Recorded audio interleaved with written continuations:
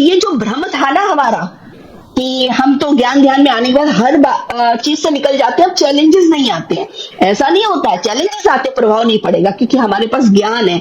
ज्ञान चला के हमें पता है हमें अपने मन को कैसे शांत करना है और इस चैलेंजेस से बाहर कैसे आना है, और वहां पर कौन सा डीप ज्ञान था उसको जैसे ही ले लेते हैं, उसी चैलेंजेस के लिए ग्रेटिट्यूड आने लगता है, उन लोगों के लिए ग्रेटिट्यूड की फीलिंग आने लगती है।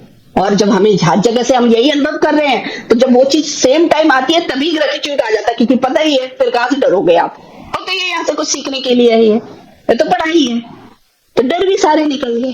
तो इस तरीके से इसको डीप मैंने समझा, सोल प्लान, सोल कॉन्ट्रैक्ट, और इसी के बाद से मतलब ये इतना इंपॉर्टेंट मुझे ज्ञान लगा कि हर आत्मा को सोल प्लान, सोल कॉन्ट्रैक्ट के बारे में पता होना चाहिए।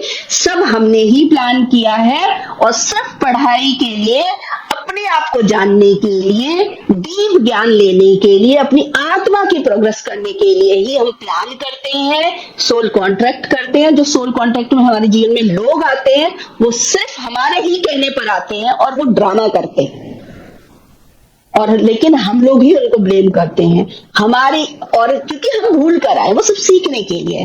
तो जब हमें सत्य पता चल जाता है तो हमें किसी से शिकायत भी नहीं रहती है, नमन और ग्रेटिट्यूड आता है उनके ड्रामा करने पर भी।